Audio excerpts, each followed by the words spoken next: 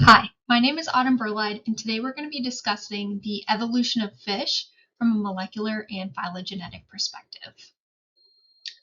This purpose slide was taken from the Canvas page for this assignment, and basically what I want to do is review the scientific literature that was provided to us, in addition to some supplementary information, supplementary papers, to describe evolution of fish over time and space, and compare phylogenetic trees and see what it's telling us about evolution, and also compare ways of determining phylogenies via molecular or morphological techniques. I also want to compare different types of phylogeny testing, such as with nuclear DNA versus mitochondrial DNA. We'll get into that. And by doing all of this, I'll be analyzing the journal articles containing the data from their studies and using the methods to explain the figures and data tables. And at the end, I'm going to formulate some scientifically sound questions related to macroevolution, and I really hope that you guys will get involved with those and put your answers in the comments or in my comments on my discussion post on Canvas. These 4 papers are going to lay the groundwork for my discussion. I will be using some other ones as supplemental information, but these are really the ones that lay the groundwork.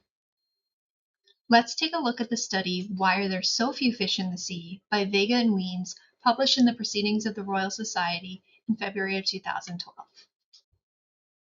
Fish can live in either freshwater or saltwater, or sometimes either.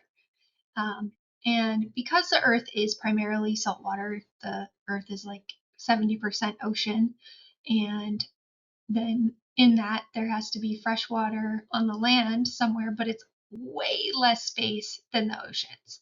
So you might think there's got to be way less species of fish in freshwater compared to saltwater.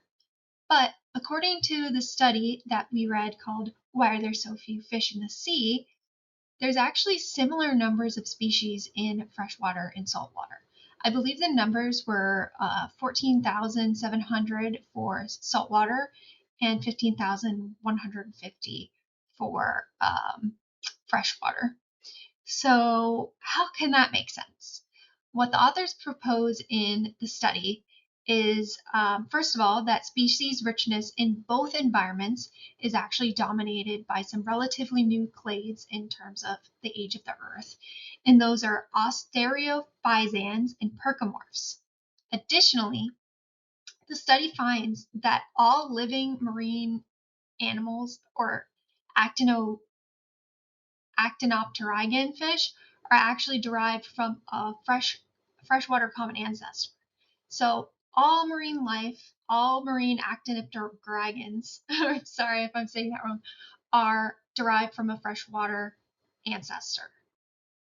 And despite the ocean taking up more surface area and there being similar number of species in both habitats, this is likely because of natural disasters affecting entire oceans, whereas smaller bodies of freshwater were potential areas of recolonization for fish.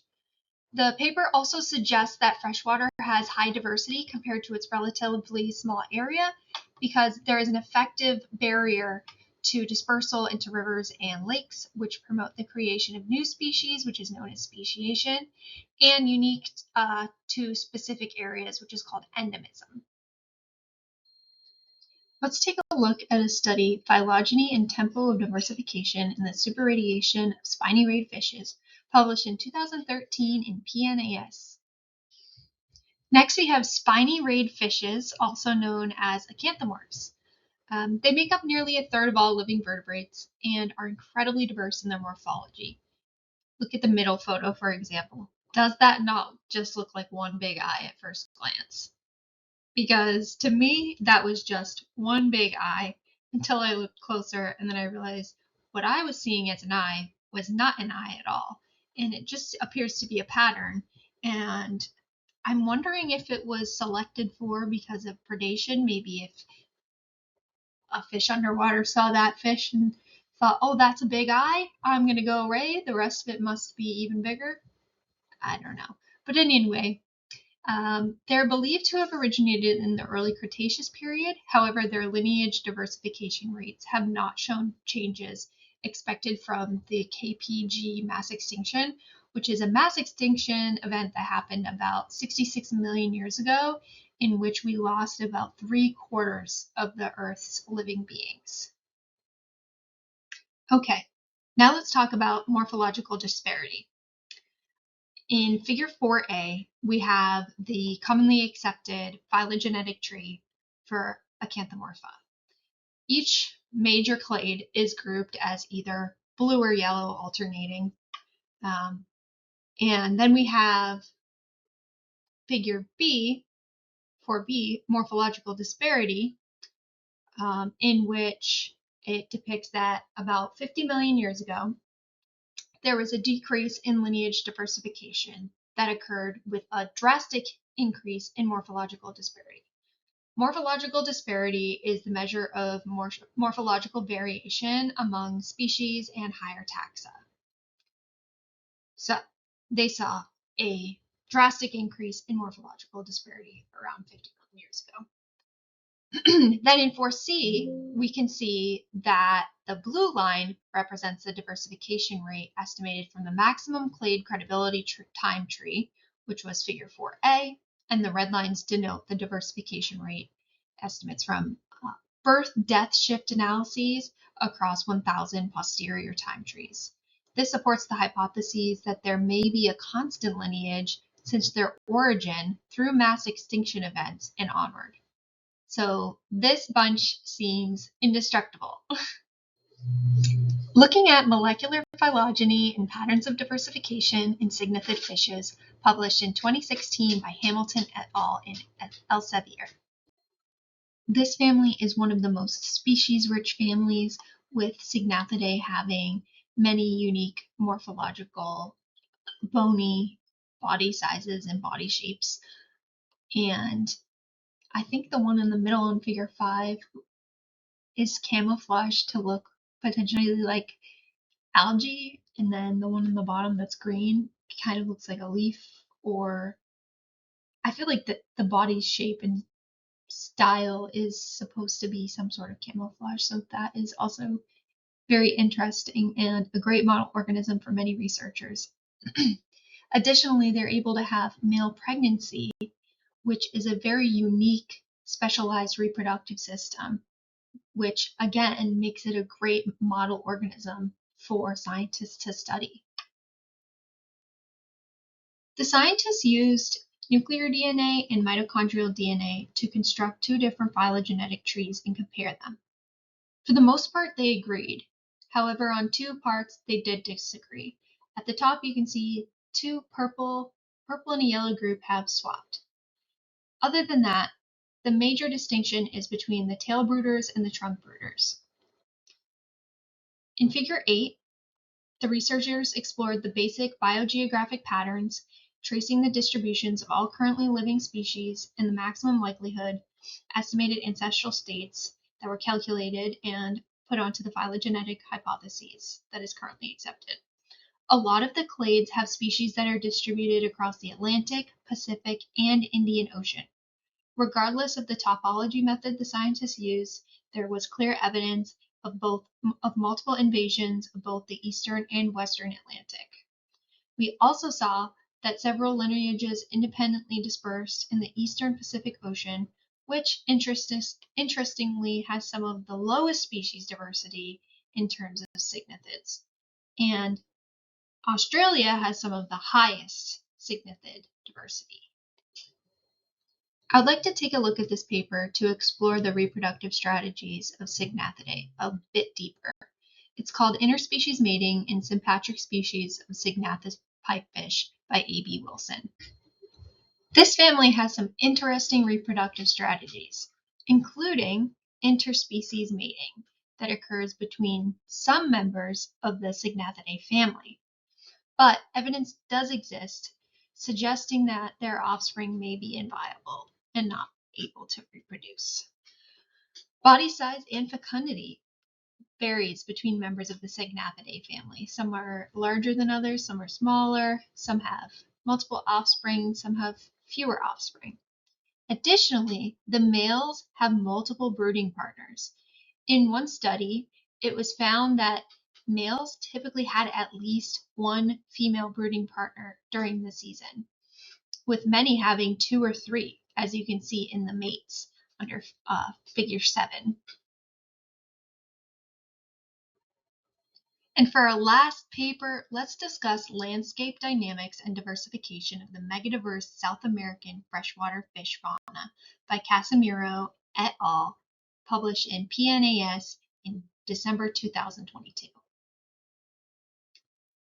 The paper proposes 6 unique regions based off of 4 events, geographic events, that are believed to have impacted diversity in South America. Remember, South America has the most diverse fauna of freshwater species. The 4 major events begin with the separation of South America and Africa. Next, interplate compression and tectonic subduction, followed by tectonic reactivation and uplift. Finally, uplift of the northern Andes, and these events are what's believed to have created such a cesspool for diverse speciation and diversity to really flourish here. For figure 11, we're looking at the diversification patterns of freshwater fish in South America, and they were found to be similar throughout time, space, and taxonomic groups. The researchers in this study utilized Bayesian analysis of macroevolutionary mixtures to determine the shifts, and they found 5. They found 2 in the early Paleogene era and 3 in the Miocene era. Next, in figure 12, they determined that Western Amazonia was the largest dispersal route, and the largest dispersal route of that was to the La Plata bioregion, followed by the Eastern Amazonia as the next largest dispersal route.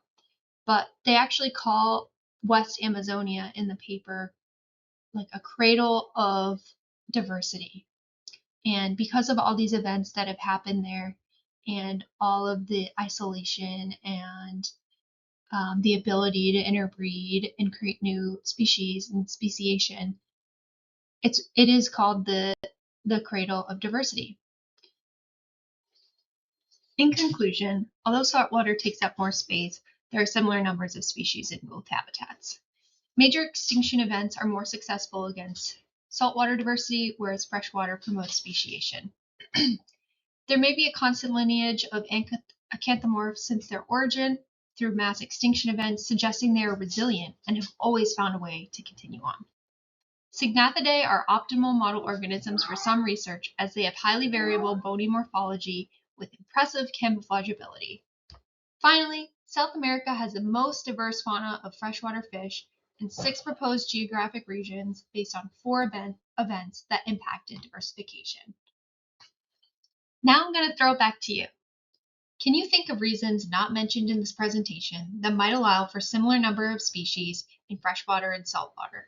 Cite at least one source in your response. Additionally, you could answer this question. How might molecular techniques vary in their results from more classic phylogenetic methods? Again, please cite at least one paper.